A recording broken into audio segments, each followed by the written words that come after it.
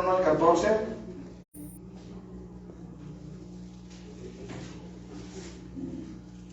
Les pido que sigan orando, hermanos, por un servidor, porque estoy esperando que me den fecha en el seguro para la operación y no me han hablado. Así que les pido que sigan orando para que el Señor se glorifique. Por todos los que están enfermos, hermanos. Hay una hermana que también está esperando cita y tampoco le han hablado en la iglesia, así que pues que Dios obre también y le hablen también a ella, ¿va? Para sus análisis, sus estudios. Que el Señor se siga glorificando, hermanos. Gloria a Dios. 6 del 1 al 14, ¿lo tienen? ¿Qué pues diremos? ¿Perseveraremos en el pecado para que la gracia abunde? En ninguna manera, porque los que hemos muerto al pecado, ¿cómo viviremos aún en él? ¿O no sabéis que todos los que hemos sido bautizados en Cristo Jesús hemos sido bautizados en su muerte? Porque somos sepultados juntamente con él para muerte por el bautismo, a fin de que, como Cristo resucitó de los muertos por la gloria del Padre, así también nosotros andemos en vida nueva. Porque si fuimos plantados juntamente con él en la semejanza de su muerte, así también lo seremos en la de su resurrección. Sabiendo esto, que nuestro viejo hombre fue crucificado juntamente con él, para que el cuerpo del pecado sea destruido, a fin de que nos sirvamos más al pecado. Porque el que ha muerto ha sido justificado del pecado. Y si morimos con Cristo, creemos que también viviremos con él. Sabiendo que Cristo, habiendo resucitado de los muertos, ya no muere, la muerte no se enseñorea más de él. Porque en cuanto murió, al pecado murió una vez por todas, mas en cuanto vive, para Dios vive. Así también vosotros, consideraos muertos al pecado, pero vivos para Dios en Cristo Jesús, Señor nuestro. No reine pues el pecado en vuestro cuerpo mortal, de modo que lo obedezcáis en sus concupiscencias, ni tampoco presentéis vuestros miembros al pecado como instrumentos de iniquidad, sino presentaos vosotros mismos a Dios como vivos de entre los muertos, y vuestros miembros a Dios como instrumentos de justicia. Porque el pecado no se enseñoreará de vosotros, pues no estáis bajo la ley, sino bajo la gracia. Padre, en el nombre de Jesús, habla nuestras vidas, Señor. Te lo pedimos en el nombre de Jesucristo, Padre, habla nuestro corazón, que tu Espíritu Santo prepare nuestra vida, prepare nuestro corazón y seamos edificados, Señor, para gloria de tu nombre, en y por tu palabra, Señor, en el nombre de Jesús. Amén. Pueden sentarse, mis hermanos.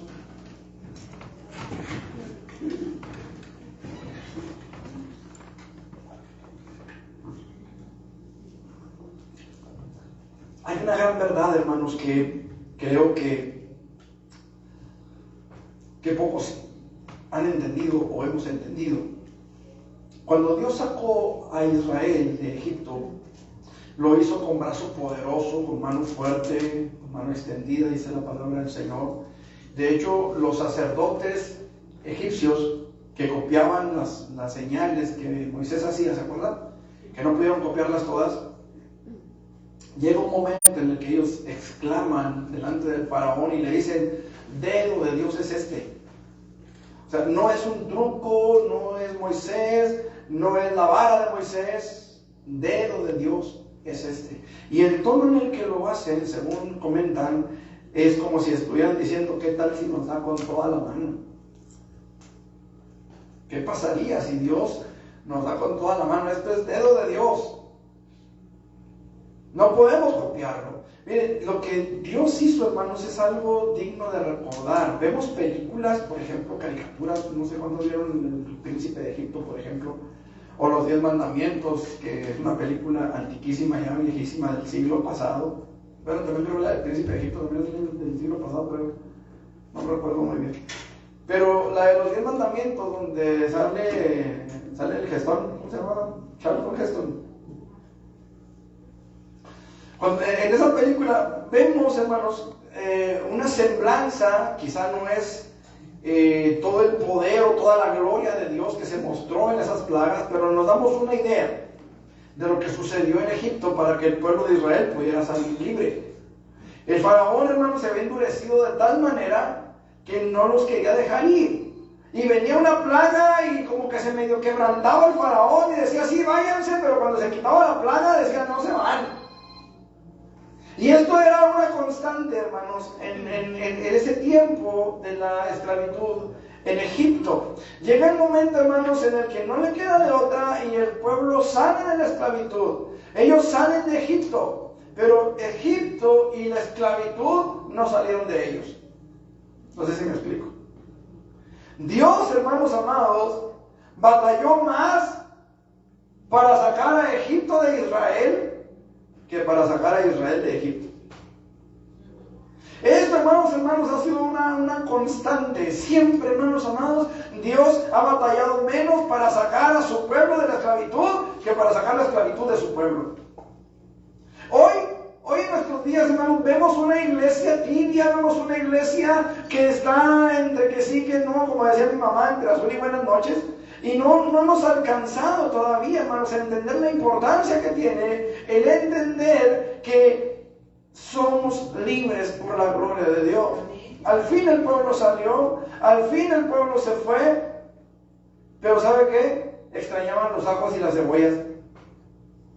Y algo que me llama mucho la atención, hermanos, es que ellos decían, no había en Egipto tumbas donde nos sepultaran.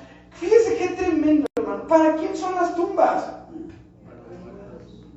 Y ellos extrañaban las tumbas y querían regresarse a las tumbas y querían regresarse a la esclavitud y querían regresarse a los azotes y querían regresarse. Mire, hermano, muchas veces no nos ponemos a estudiar, no nos ponemos a investigar qué significaban todas aquellas plagas.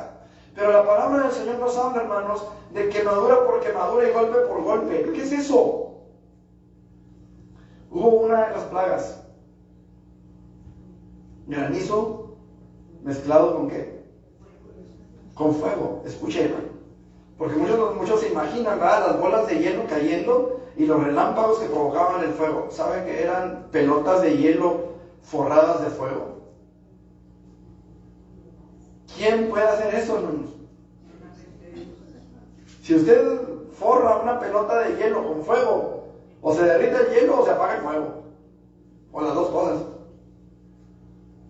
Pero en esa plaga, hermanos, fue quemadura por quemadura y golpe por golpe. ¿Por qué? Porque los judíos eran obligados, hermanos, eran obligados a trabajar bajo el sol, semidesnudos y a golpes. O sea, el sol les quemaba la piel, quemadura por quemadura, y eran azotados en su piel quemada, golpe. ¿Por qué los piojos, hermanos? ¿Por qué las úlceras en la piel? ¿Saben que a los judíos se les prohibía bañarse con agua de primer uso? Ellos eran obligados, escuche, eran obligados a bañar a sus amos. Y con el agua que quedaba se bañaban ellos. Y eso lo extrañaban. A eso querían volver.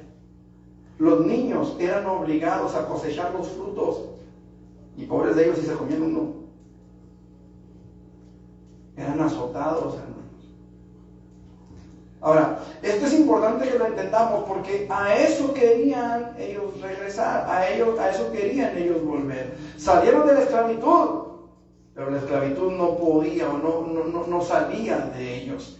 En su corazón querían volver a Egipto. Ellos añoraban los ajos, las cebollas, las ollas de caldo. Pero algo que llama mucho mi atención, repito, las tumbas. Ellos querían volverse a las tumbas. No podemos negar, hermanos, que uno de los más grandes aliados de Satanás contra nosotros somos nosotros mismos. No podemos negar, hermanos, que uno de los más grandes aliados del diablo es nuestra propia carnalidad, nuestra propia concupiscencia, nuestros propios deseos que a veces van en contra de la palabra de Dios. Nuestra propia concupiscencia, el viejo hombre dentro de nosotros, o como usted guste llamarle, la carne, las obras, nuestro propio carácter a veces. Lo cierto, amados hermanos, es que todos venimos cargando con una naturaleza caída. Y aunque por más que queramos, no podemos deshacernos de ella. Allá en Uruachi una vez me dijeron de un pastor, ¿verdad? Que no, es que el hermano predica en la carne. Y les dije, pues yo también. No, pero ¿cómo que? Yo también, ¿y vos que en la casa? Imagina que viene el pastor en puro espíritu aquí, pues se va hacia la iglesia de por sí. Dígame si no es cierto, o sea, que de repente se muere un espíritu aquí a hablarnos, hermano, pues o somos muy espirituales o estamos bien enchamucados, una de dos, o sea, vamos a salir corriendo. Dicen que una vez hubo un pastor que no hallaba cómo motivar a la iglesia a la fe y que se puso de acuerdo con unos hermanos y de repente llega un hermano corriendo y algo le dice al oído al pastor y dice: hermanos, pues ahí viene el hermano fulano de tal, acaba de fallecer, hermanos, y lo traen en el ataúd para que tengamos un culto del cuerpo presente y que no sé qué.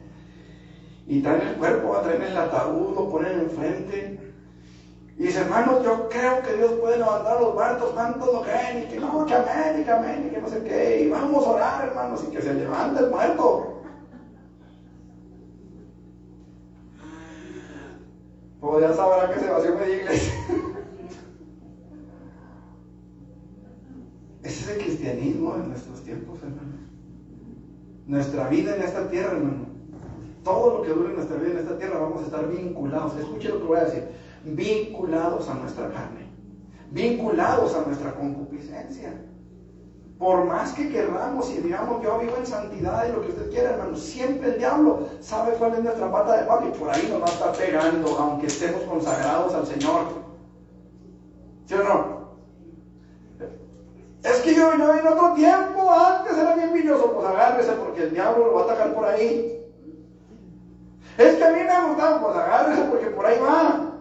Porque el diablo, hermano, siempre va a tratar de devolvernos otra vez a la esclavitud. ¿Qué pasó con Israel en el desierto? ¿No iba el ejército tras de ellos? ¿Por qué Dios abrió el mar? ¿Por qué los egipcios se ahogaron? Porque iban detrás del pueblo y no precisamente a decirles: Dios les bendiga, que les vaya bien. Iban a traernos de regreso o a matarnos en el intento. Y eso es, amado hermano, lo que el diablo pretende con el cristiano: o te regresas o te mueres. Y eso es, amado hermano, lo que nosotros tenemos que entender. Nuestra carnalidad, nuestra concupiscencia siempre va a estar del lado de Él, no de nosotros.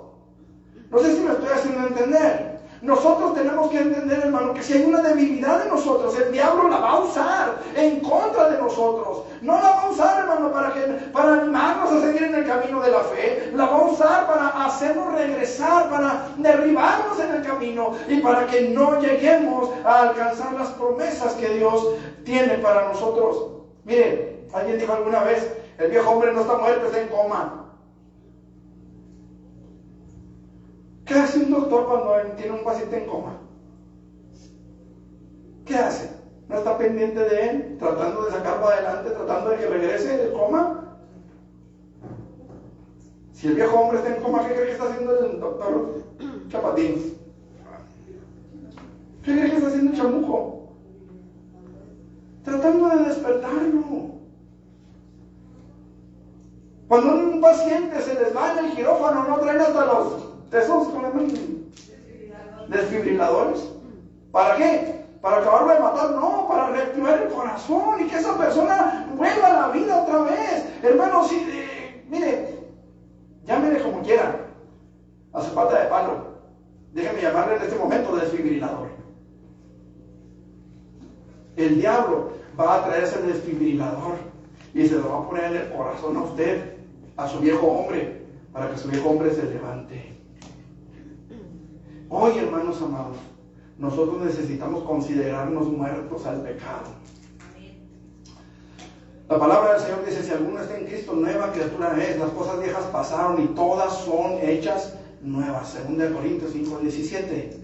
Pero el enemigo de nuestras almas no está conforme con eso, y no va a estar conforme hasta que vea al cristiano derribado, hasta que vea al cristiano tirado y sin esperanza de volverse a levantar. En ese momento el diablo va a estar medio conforme. Conforme va a estar. ¿Sabe cuándo? Cuando nos vea junto con él en el lago de fuego.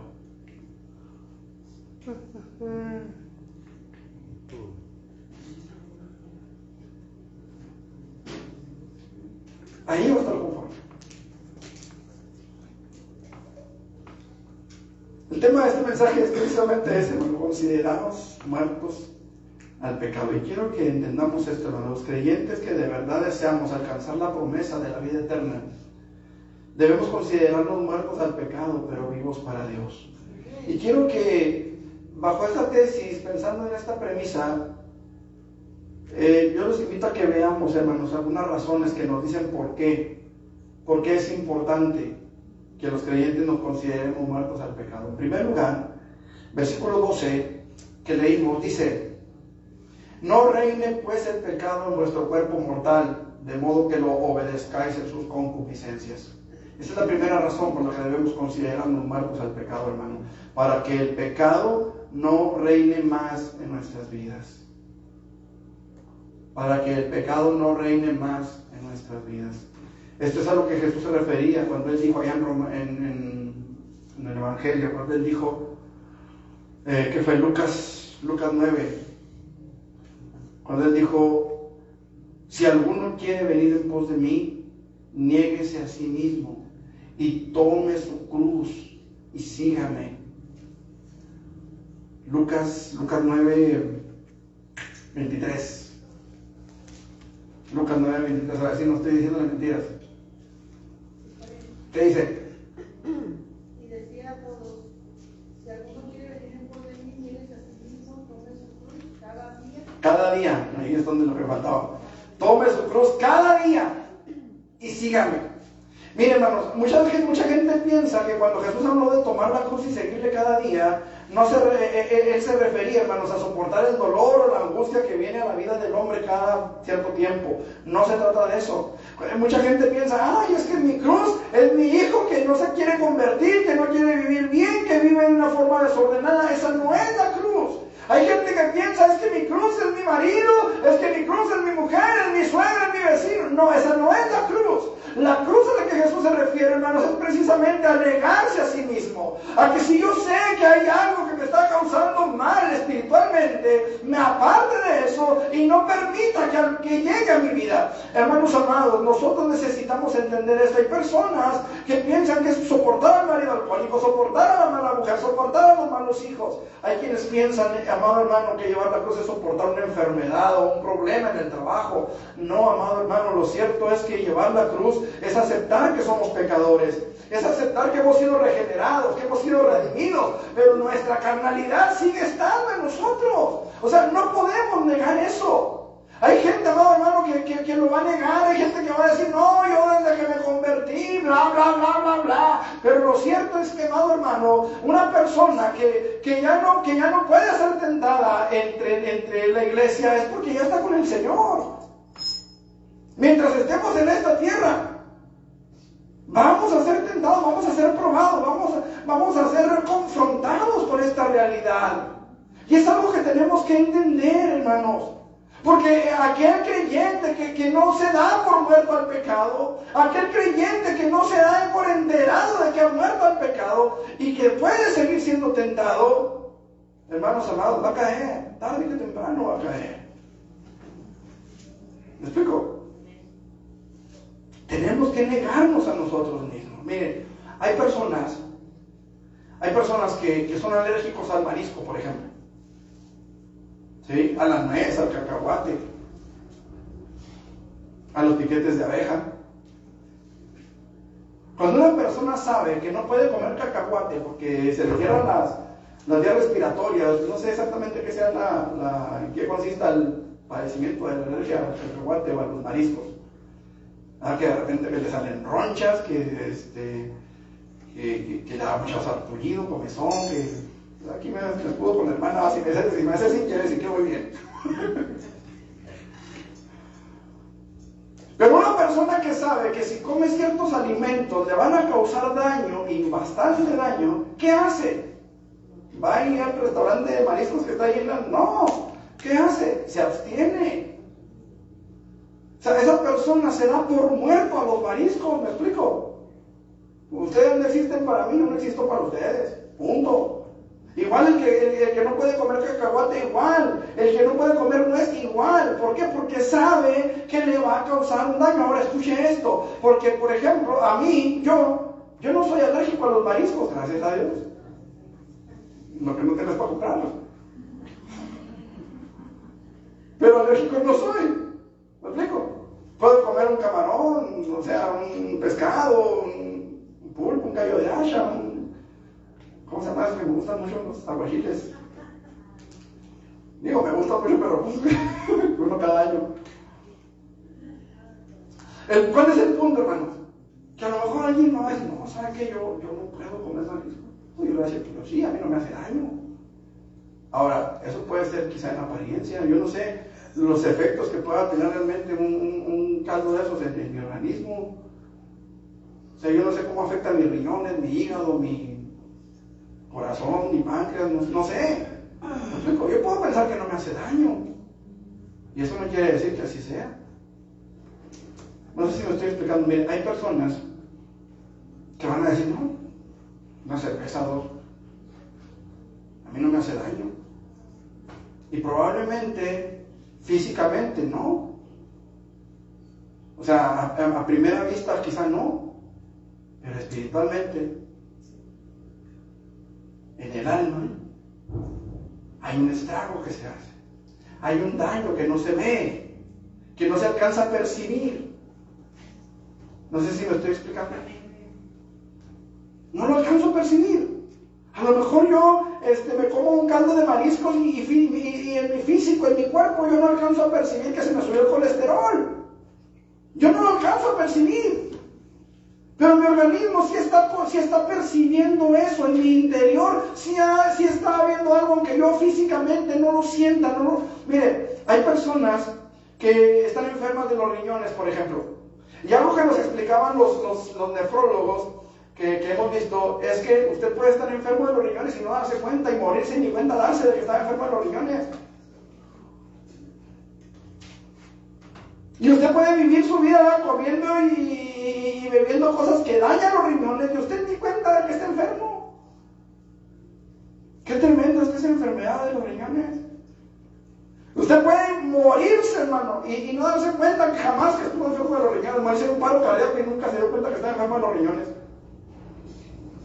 Entonces usted va a seguir ingiriendo cosas que dañan los riñones y ni cuenta se va a dar y usted va a decir, no, a mí no me hacen daño. El pecado es igual. Hay cosas, hermanos, que la gente de afuera va a decir, ¿y esto qué tiene de malo?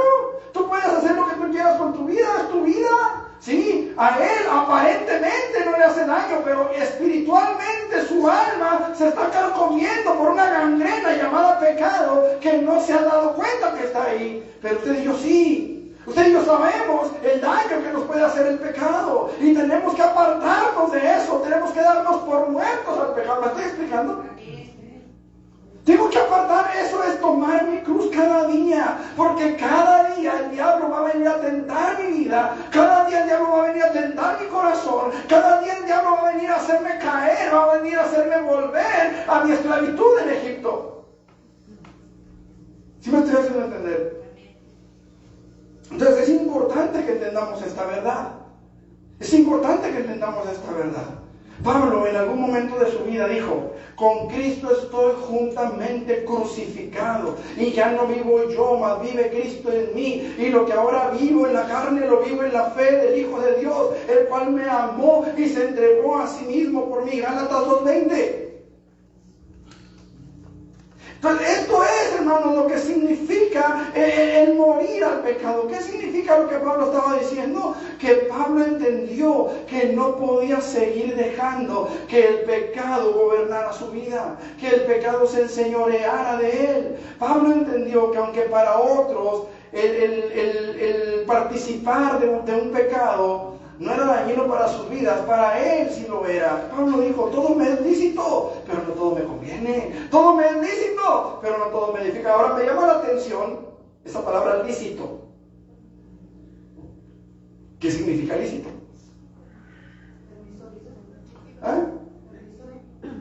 Permisorio, permisivo, permitido. Lícito es legal. O sea, hay una ley que permite que se haga eso. Hermanos, ¿saben ustedes que no todo lo que es legal es bueno? No todo lo que la sociedad acepta como legal es bueno. Ahorita en la mañana hablábamos de aquel pobre mecánico que se le metió un ladrón a su taller. El perro hizo su trabajo y al pobre perro lo durmieron por culpa de aquel ladrón. Y el mecánico todo lo que tenía para comprar herramienta se lo tuvo que dar al ladrón. Porque la ley eso dice, que el dueño del animal tiene que pagar los daños que el animal haya causado. Y los daños que a él le hicieron en el taller para meterse, ¿quién los pagó? Él. Porque el ladrón no. Eso es lo legal.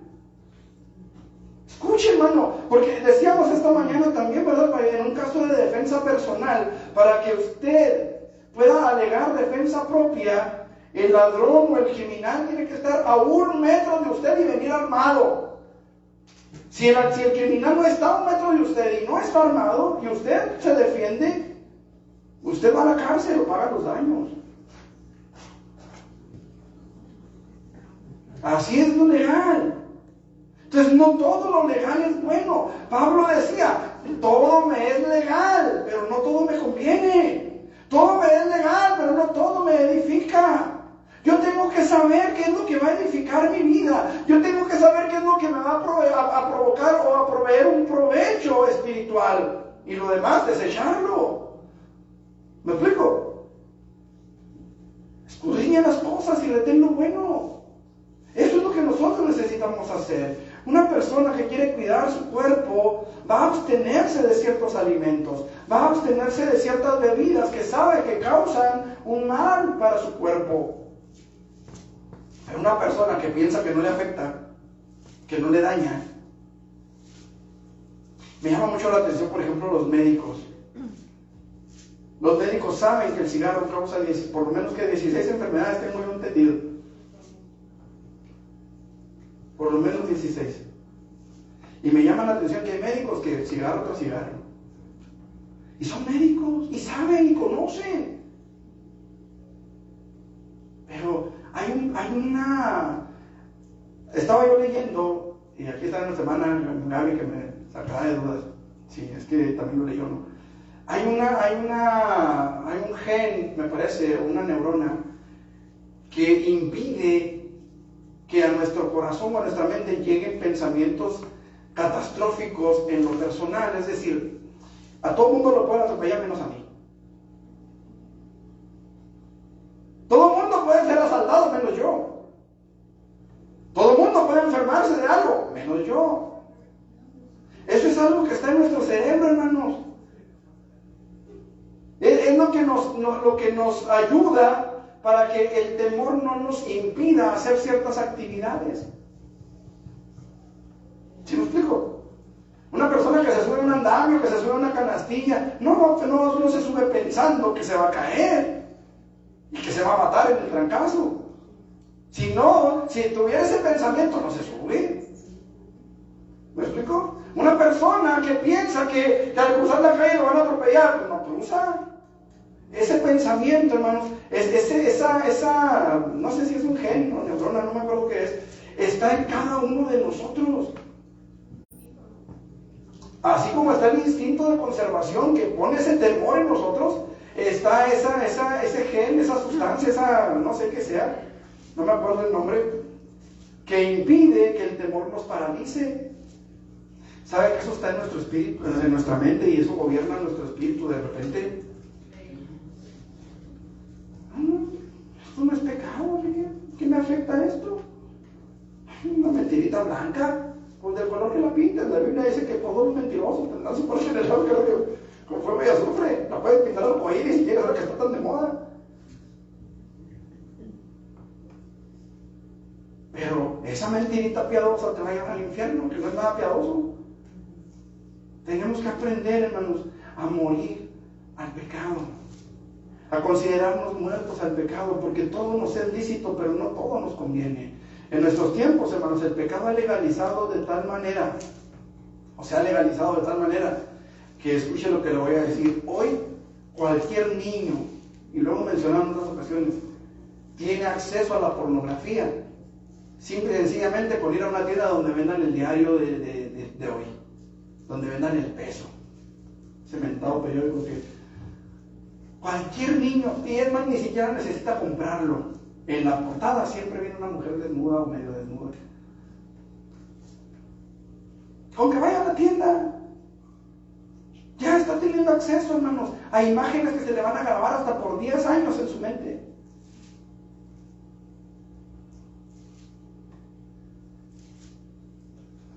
Y es legal. Es legal. Estamos viendo, hermanos, cómo hay cosas que están afectando a nuestra sociedad de una forma negativa, hermanos. Hace unos días les comentaba de una mujer que hizo un video y lo publicaron en no sé si en Facebook o en TikTok, o donde, yo creo que en Facebook, porque yo lo vi, no tengo TikTok. El caso es que esta mujer tiene a un niño vestido de mujer a un lado de ella, es su hijo. Y esta mujer le hace unas preguntas al niño y le dice, ¿te gusta ser una niña trans? Y el niño le dice, sí. Y le hace otras preguntas por ahí, que el niño a todo le dice que sí, pero cuando le pregunta, ¿y saben por qué ser una niña trans? El niño se le queda viendo a la mujer y le dice, no sabía que era ser una niña trans el niño. Era una niña trans. Yo pregunto, ¿quién sí sabía lo que era ser una niña trans? ¿El niño o la mamá? La mamá.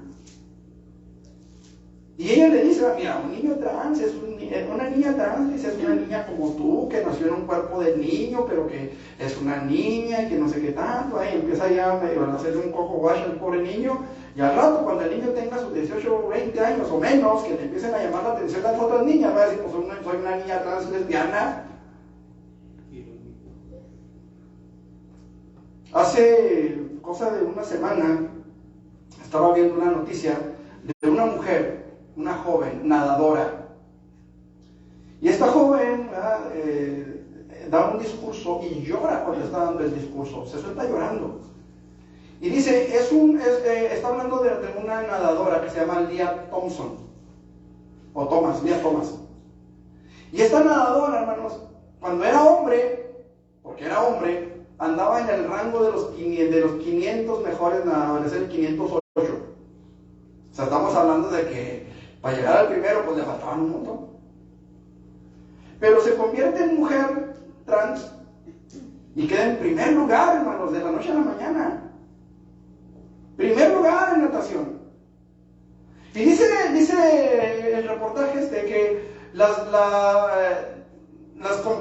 competidoras, porque fueron varias rondas, pues se vieron apabulladas por la rapidez con la que esta mujer trans llegaba, o sea, era una velocidad bárbara, una espaldota, hermanos. Tiene todo lo que cualquier hombre desea, una espaldototota y unos brazotototes.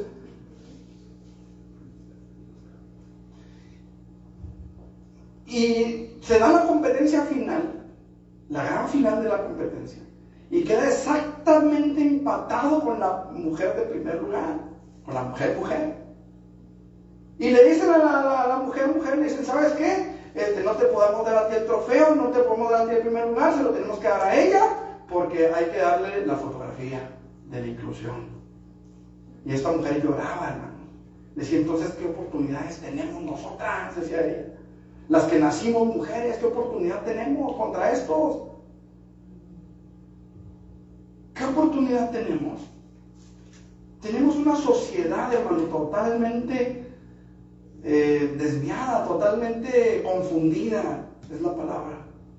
Confundida, no sabemos realmente, nuestra sociedad no sabe realmente qué es lo que sí, qué es lo que no. El niño dijo, sí, me gusta ser trans, pero no sé qué es ser trans. La sociedad, hermanos, dice que algo está bien, cuando en realidad no lo está. La sociedad necesita la luz del Evangelio. La sociedad necesita, hermanos, considerarse muerta al pecado. La iglesia de nuestro tiempo, hoy más que nunca, necesitamos considerarnos muertos al pecado y vivos para Dios. ¿Por qué, hermano? Porque si no lo hacemos así, entonces el pecado se va a volver a enseñorear de nosotros. ¿Cuántos quieren volver a donde salieron? ¿Cuántos quieren volver a ese Egipto del cual el Señor los sacó con mano poderosa y con brazo fuerte? Pues eso es lo que va a pasar si no nos damos por muertos al pecado. Testimonios, hermanos, abundan. De gente que incluso llegó a echar fuera demonios y ahorita están metidos en las drogas, o se hicieron homosexuales, o se hicieron, no sé, asesinos, criminales, qué sé yo. Testimonios abundan, hermanos. Es más, hay una página en internet que se llama Volviendo a Casa. Volviendo a Casa. Y son puras personas, o la mayoría, que fueron pastores y ahorita están en la Iglesia Católica. Y así se llama la página, Volviendo a Casa, o Vuelve a Casa. Gente que se desilusionó, es la palabra, que se sintió defraudada en la iglesia cristiana y volvieron otra vez a su antigua vida. ¿Por qué, hermano? Porque no nos hemos dado por muertos al pecado. En segundo lugar, los creyentes debemos considerarnos muertos al pecado, pero vivos para Dios, porque sabemos que Cristo murió y resucitó, hermano. Mire, Cristo no se quedó en la tumba, Él vive para siempre.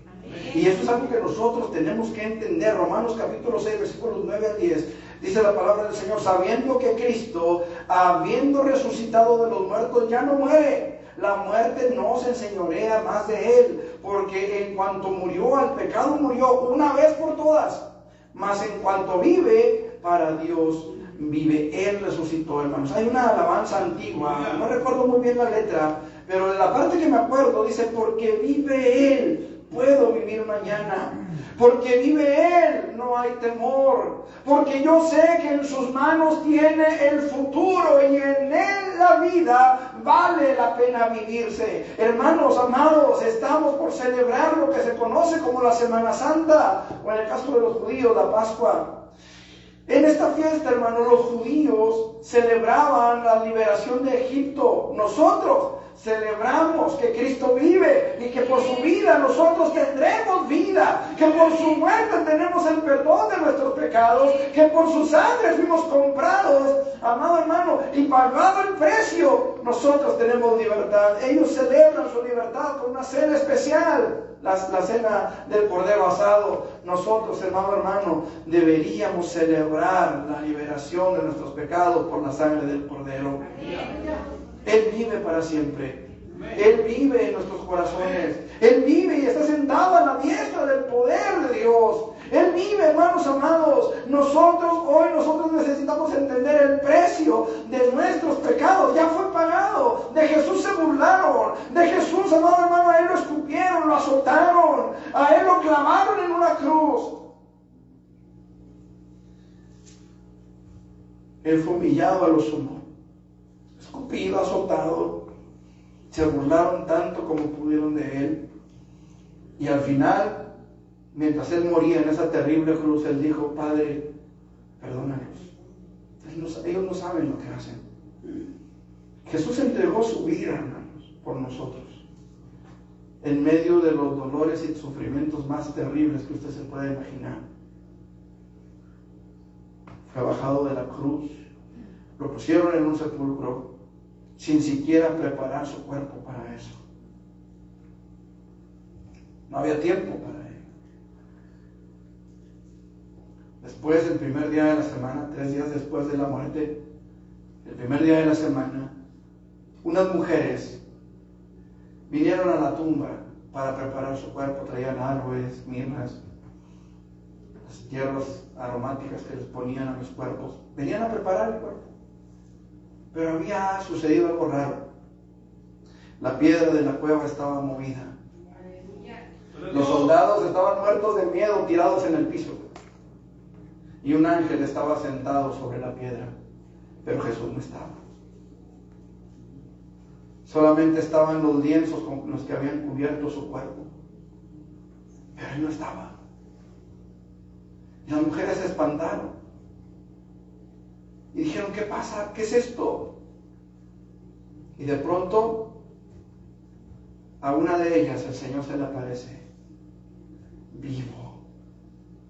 Se le presenta vivo. Y ve y diles a mis hermanos que voy delante de ellos a Galilea. Ve que allá me van a ver. Ve y diles. Y amado hermano, ellos llegan al lugar al aposento alto. Jesús se aparece ahí delante de ellos en el aposento alto. Solamente Tomás no estaba, pero después se aparece Tomás también. Y por 40 días el Señor se estuvo apareciendo a diferentes personas. Podemos hablar de los caminantes de Emaús, por ejemplo, que dieron testimonio de que su corazón ardía cuando aquel extraño les hablaba la palabra de Dios, les abría las escrituras y entendieron que era Jesús cuando se desapareció. Me llamó la atención, hermano, porque Jesús bendice el pan cuando está con ellos, y el que debía bendecir el pan era el dueño de la casa, no el invitado. Pero Jesús, en su papel de autoridad, de Rey de Reyes, de Señor de Señores, del Salvador, del Maestro, del Redentor, toma el pan y lo bendice. Y le da el pan vivo. Él está vivo. Amén. Él está vivo, hermanos. Y Él pagó el precio por nosotros. Amados hermanos, hoy nuestro Señor Jesucristo vive y reina para siempre. El apóstol Pablo toma ¿cómo se le llama? Una comparación, es una comparación, una alegoría, y la toma a través del matrimonio. Y dice que una mujer está sujeta a su marido, ¿hasta cuándo? Mientras él muere. O sea, ya cuando él muere, ya la mujer queda libre, ¿cierto? Hermano, nuestro Salvador vive. Amén. Y hasta que Él se muera, nosotros tendremos que estar sujetos a Él. ¿Sí me estoy haciendo entender? Y si Él dice, sed santos porque yo soy santo, nosotros tenemos que someternos a su autoridad. Si Él dice, toma tu cruz y sígueme, ¿qué tengo que hacer? Tengo que sujetarme a su autoridad, someterme a su poder. ¿Me explico? Decía la semana pasada, hay dos mujeres simbólicas en la Biblia, la ramera y la novia, que en su momento se convertirá en la esposa del Cordero. Nosotros todavía no somos la esposa del Cordero hasta que lleguemos a las bodas. Pero Él es nuestro desposado. Estamos en desposorio con Él. No podemos comprometernos con alguien más porque ya estamos comprometidos. ¿Sí me explico? Y tenemos que sujetarnos a Él. Tenemos que someternos a Él mientras Él viva. Y dice la palabra del Señor, versículo 9, sabiendo que Cristo, habiendo resucitado de los muertos, ya no ¿qué?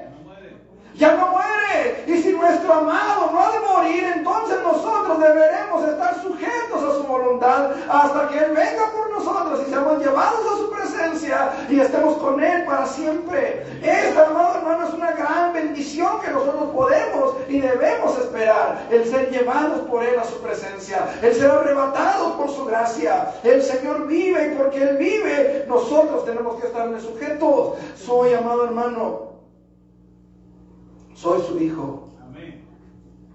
Y el hijo tiene que estar sujeto al Padre. Amén. ¿Usted es hijo de Dios? Amén. Entonces tenemos que estar sujetos a nuestro Padre. El Señor Jesucristo vive y reina a la diestra del poder de Dios, hermanos. El Señor vive. El Señor dice que debemos vivir como Él anduvo. Entonces tenemos que vivir como Él anduvo. Se dice muy fácil, ¿verdad? Se dice como algo muy sencillo, muy fácil de llevar, muy fácil de lograr.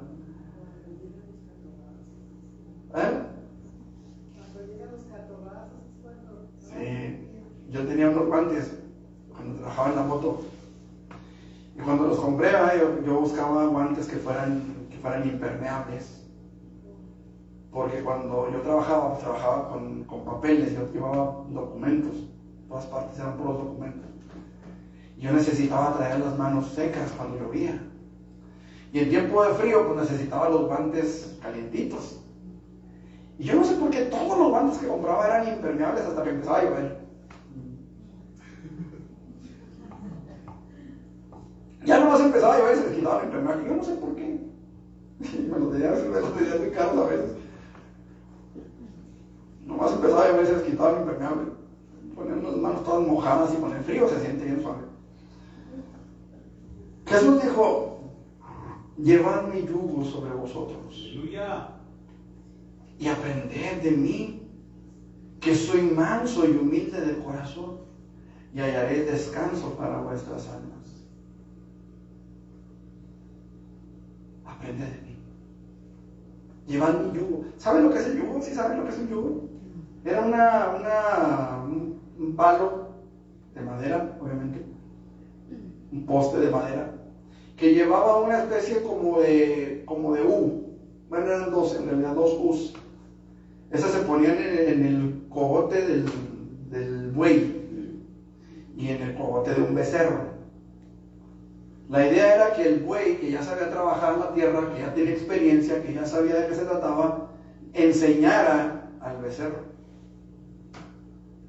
Enseñar al becerro para que el becerro pudiera caminar derecho y hacer los surcos derechos para la siembra. Cuando Jesús dice: llevad mi yugo sobre vosotros, Él se está poniendo en el lugar de ese buey. Una vez explicando esto, una señora se enojó mucho conmigo. ¿Cómo se le ocurre comparar a Jesús con un buey? Bueno, es que Jesús lo está haciendo. ¿Sí me explico? De repente les decía esta mañana, hablamos tontería y media, no sabemos ni lo que decimos. Falta de estudiar un poquito, ¿va? El caso es que Jesús dice: lleva mi yugo sobre ti. O sea, aprende de mí. Aprende de mí. Hay que ser coherentes con lo que Dios nos habla. Fíjese que Jesús dijo en cierta ocasión: bendecid y no maldigáis. Bendecid a los que os ultrajan. Orad por los que os ultrajan. Bendecid a los que os maldicen, ¿cierto? Y sabe que a veces enseñamos y se nos olvida. Pero pasaron 3 años, hermanos, y Jesús aplicó esa enseñanza en la cruz. Él dijo: bendecid y no maldigáis. Bendecid a los que os ultrajan. Orad por los que os maldicen, os persiguen. Y Él dijo: Padre, 3 años después dijo: Padre, perdónalos. No saben lo que hacen. Aprende de mí, dice el Señor. Aprende de mí. Deje que Dios le enseñe. Él está vivo. Jesús está vivo. Deje que Él sea su maestro. Deje que Él le enseñe. Deje que Él le guíe. Deje que Él alumbre su camino. Porque entonces, hermanos amados, y solamente entonces podremos cumplir con esto. Necesitamos, hermanos, morir al pecado. ¿Por qué? Porque Él vive. Amén. Y porque Él vive, hermanos, tarde o temprano Él aplicará su justicia. Ya vino como un bebé inocente, ya murió como un cordero inmolado, pero está por venir como juez. Aleluya. Oh, santo. ¿Sí sabemos eso? Amén. Está por venir como juez. Él vive. Y eso lo tenemos que tener en cuenta, que Él vive y va a venir a juzgar. Dice la Biblia que Él vendrá a regir la tierra con vara de hierro. Aleluya. A veces nos sentimos mal porque la predicación estuvo pesada, estuvo dura. Pues cuando Él venga a regir con vara de hierro, sabrá Dios cómo nos ande yendo. Entonces tenemos que entenderlo. Él vive. Y por esa razón, porque Él vive, yo tengo que darme por muerto al pecado. Amén. Finalmente, hermanos, una tercera cosa, que nos quedan como 3 minutos, digo 7 minutos. Los creyentes debemos considerarnos muertos al pecado, hermanos, pero vivos para Dios. Porque si morimos con Cristo, miren lo que dice el versículo 8. Y si morimos con Cristo, creemos que también viviremos. Aleluya. Si morimos con Cristo, creemos que también viviremos con Él. ¿Cuánto lo creen? Amén. Qué hermoso es esto. Estamos viviendo en una sociedad totalmente corrompida. Estamos viviendo tiempos de violencia, estamos viviendo tiempos de una crisis climática terrible. El río Éufrates se está secando, si no es que ya se secó. Y usted sabe lo que la palabra del Señor enseña sobre eso. Está preparando el camino para los ejércitos de Oriente, para la guerra de Megiddo, de Armagedón. Eso quiere decir, hermanos, una sola cosa. Viene, aleluya. Maranatha. Amén.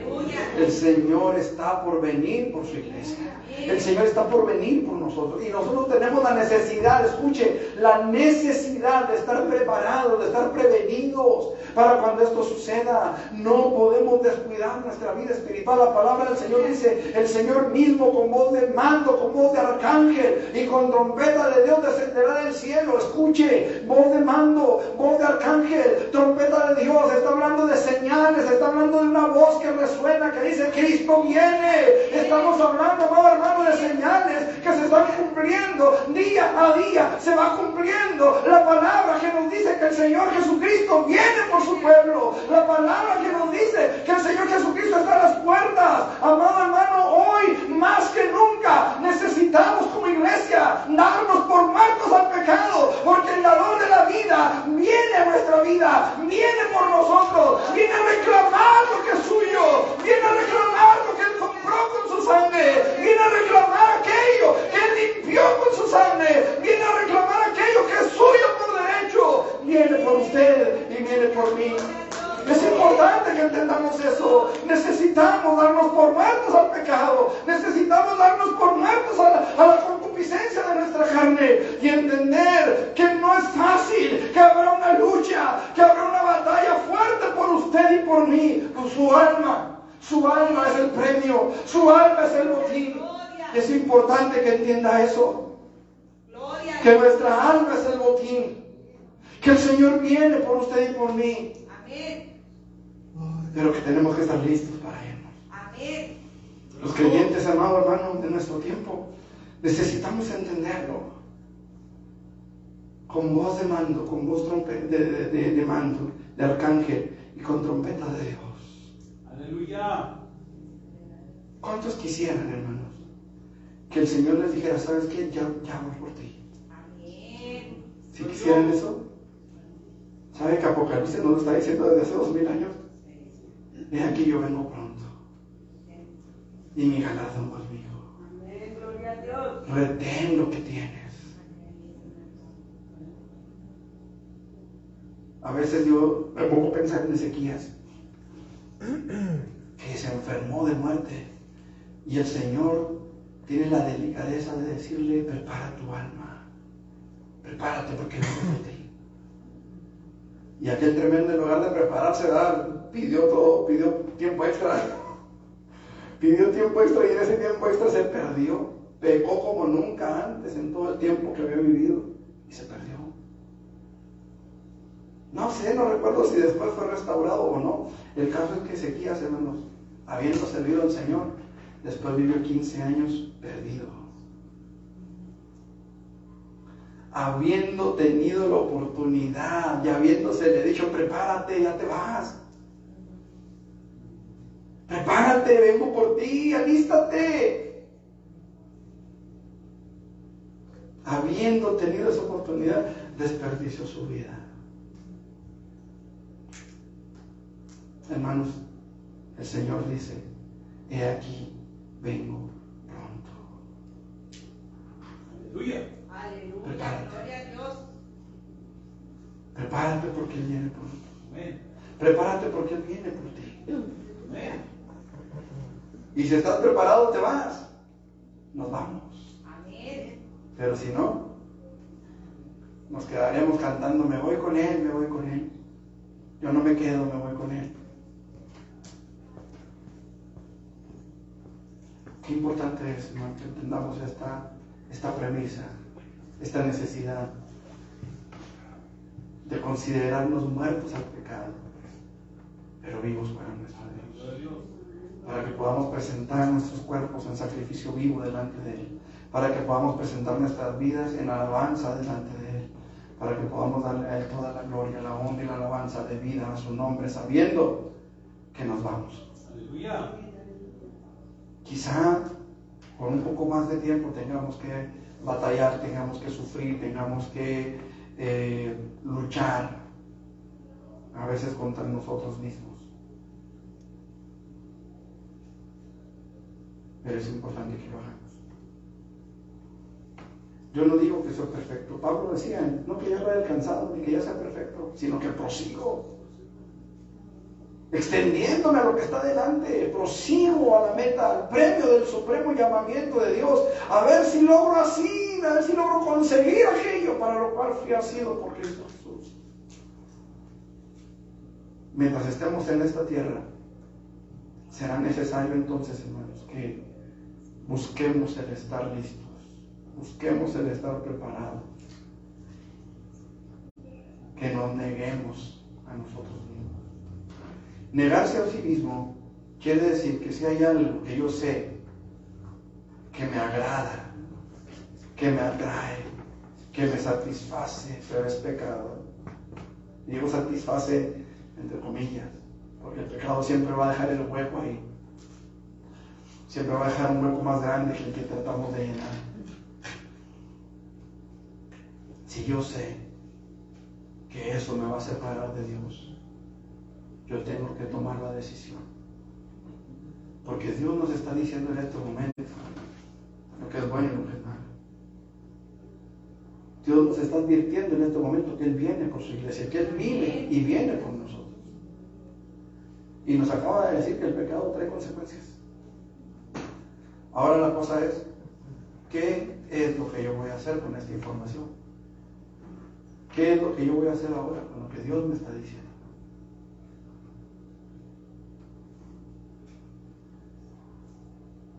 ¿Qué es lo que usted va a hacer? ¿Quiere ponerse de pie? Eterno Dios y buen Padre, en el nombre de Jesús, venimos delante de tu presencia, Señor.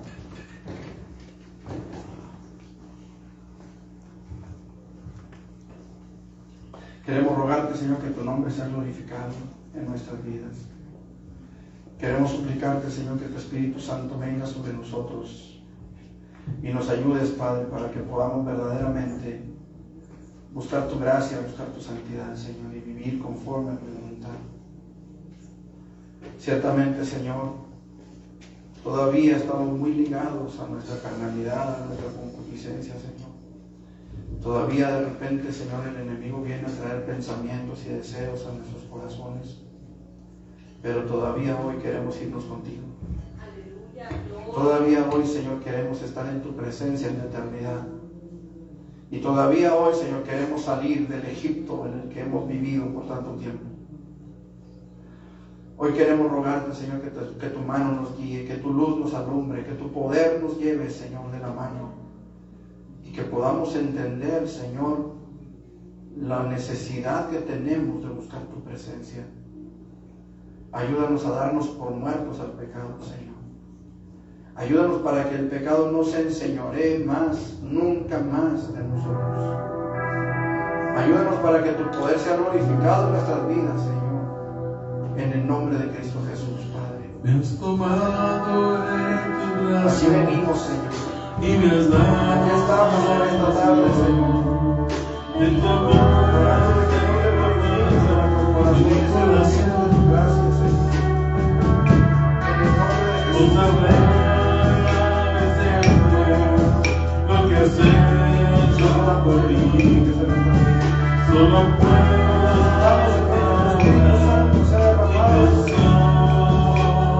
y que podamos entender tu voluntad para con nosotros y que podamos entender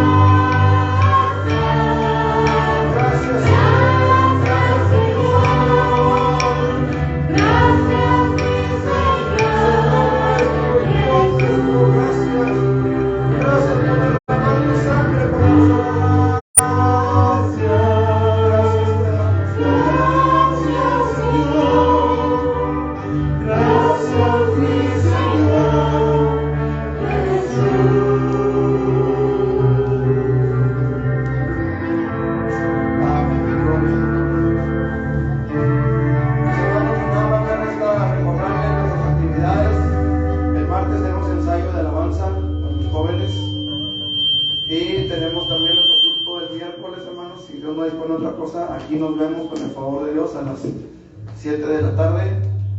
El viernes a las 6 de la tarde es el culto de oración, para que no dejen de venir, hermanos, en la semana. Y el próximo domingo, pues obviamente nuestra reunión dominical. El sábado, hermanos, pues ya queda libre para los jóvenes que tengan sus actividades. También, hermanos, por ahí la hermana Mari estaba comentando que iba a proponer un culto de damas un sábado, entonces para que este sábado que entra a las 5. Ok, muy bien. Y los varones, pues ya nos ponemos de acuerdo con nuestro hermano Luis Carlos también para nuestra reunión de varones también. Entonces, mis hermanos, pues que Dios me los bendiga. Y a los que están por allá en internet, pues nos despedimos, hermanos, diciéndoles que Dios los bendiga y deseando que esta palabra que fue predicada sea de bendición para ustedes también. Que Dios me los bendiga a todos, mis hermanos. Que Dios los guarde. Amén.